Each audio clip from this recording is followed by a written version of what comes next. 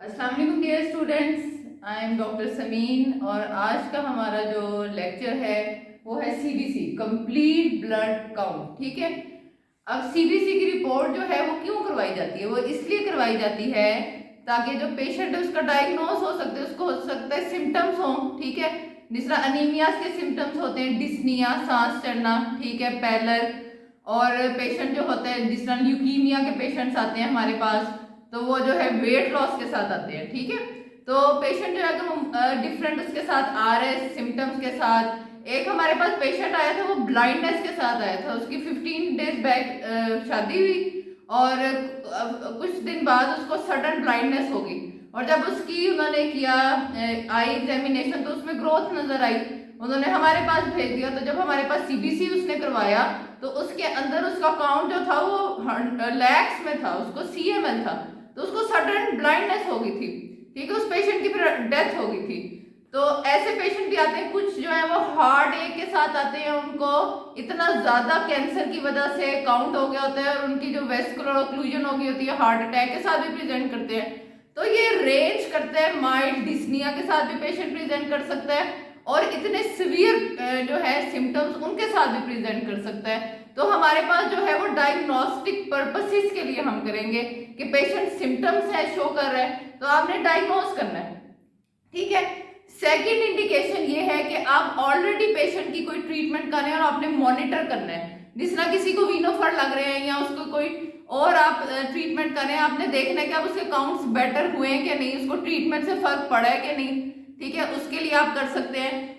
उसके बाद नेक्स्ट है स्क्रीनिंग। ठीक है। स्क्रीनिंग का मतलब है कि पेशेंट को कोई सिम्टम नहीं है लेकिन वो रेगुलरली ईयरली अपने टेस्ट करवाता है। ठीक है। फॉरेन कंट्रीज में तो हमेशा होता है, हमारे भी अब शुरू हो गया हुआ है, हमारे भी कराते हैं।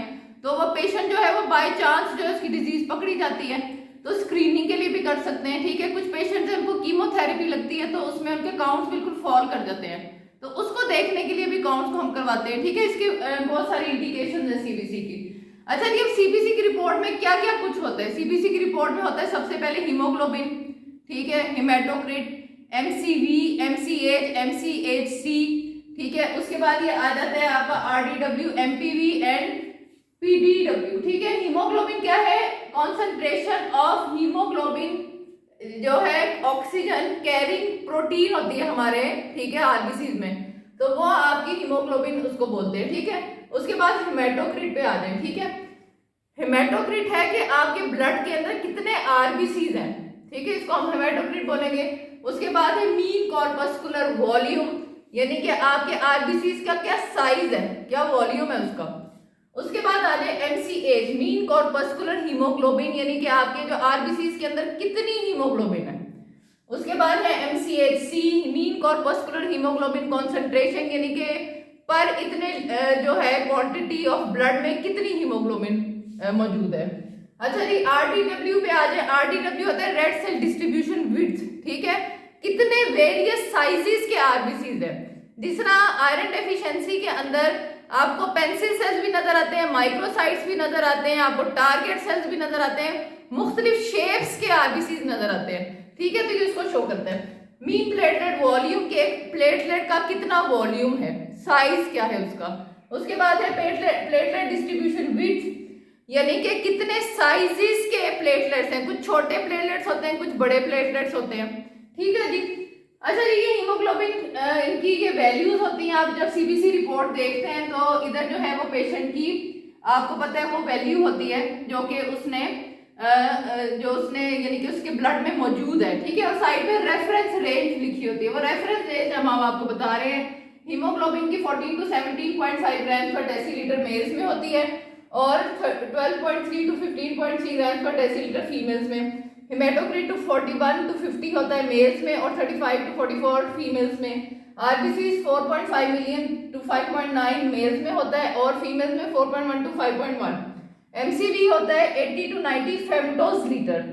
एमसीएच होता है 27 टू 31 पिकोग्राम। एमसीएचसी 32 टू 36 ग्राम पर डेसीलीटर।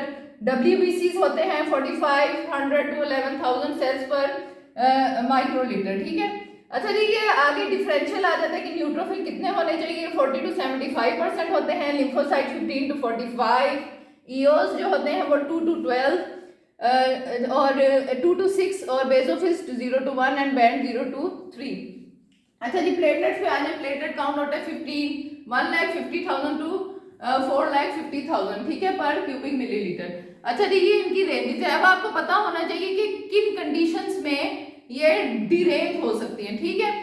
अच्छा जी, अगर पेशेंट की हीमोग्लोबिन, हेमाटोक्रिट, ठीक है, ये सारा कुछ जो है वो हाई हो रहा है, इंक्रीज कर रहा है, इसका मतलब है कि उसे डिहाइड्रेशन है, ठीक है, उसको इरिथ्रोपोइटिन सिक्रीशन बहुत बढ़ गई, कोई रीनल डिसऑर्डर हो सकता है, उसे हाई एल्टीट्यूड पे वो हो सकता है गया हो, ऑक्सीजन उसकी वो कम कैरी हो रही है, ठीक है। और अगर ये सब कुछ डिक्रीज हो रहा है तो इसका मतलब है कि उसे अनीमिया है कोई, या कोई ऐसी मेडिसिन ले रहा है, ठीक है। इसी तरह प्लेटलेट अगर इंक्रीज कर जाते हैं तो इसका मतलब है कि पेशेंट जो है उसको आयरन डेफिशिएंसी हो सकती है। आयरन डेफिशिएंसी में रिएक्टिव थ्रोम्बोसाइटोसिस होता है, ठीक है। प्लेटलेट जो है वो वॉल्यूम पूरा करने की कोशिश करते हैं आरबीसीज की जगह, ठीक है, तो वो बढ़ जाते हैं। उसके बाद प्लेटलेट्स इंक्रीज करते हैं कुछ सर्टन जो है थ्रोम्बोसाइटोसिस, जो सर्टन डिजीजेस हैं जो ये कॉज करते हैं, ठीक है। बोन मैरो डिसऑर्डर्स में कुछ में होता है, ल्यूकीमियाज में बढ़ सकते हैं, ठीक है जी। डिक्रीज प्लेटलेट जो है वो हो सकते हैं आईटीपी में, आइडियोपैथिक थ्रोम्बोसाइटोपेनिक पर्परा में, ठीक है जी। उसके बाद सर्टन टाइफॉइड, मलेरिया और ये पेशेंट डेंगी, ठीक है, इन डिजीजेज में आते हैं। सर्टन ल्यूकीमियाज में भी वो कम हो जाता है क्योंकि बोन मैरो जो होता है वो ऑक्यूपाइड होता है ब्लास्ट से, तो वो भी कम उसके साथ आते हैं, ठीक है। सर्टन मेडिसिन यूज भी होता है ये, ठीक है जी। उसके बाद डब्ल्यूबीसी काउंट पे आ जाए। डब्ल्यूबीसी काउंट जो है वो इंक्रीज हो सकता है, उसको हम बोलते हैं ल्यूकोसाइटोसिस, ठीक है। वो हो सकता है इन्फेक्शंस में, इन्फ्लेमेटरी कंडीशंस में, ल्यूकीमियाज में, ठीक है। और डिक्रीज को हम बोलते हैं ल्यूकोपीनिया, ठीक है जी। ल्यूकोपीनिया हो सकता है एप्लेजिया में, ठीक है। बोन मैरो जो है उसके डिसऑर्डर्स में हो सकते हैं ल्यूकोपीनिया, सर्टेन मेडिसिन यूज की वजह से ये हो सकता है, ठीक है। तो ये आप देखें इन वैल्यूज को, और मैं आपको भी सीबीसी रिपोर्ट दिखाती हूँ, ठीक है।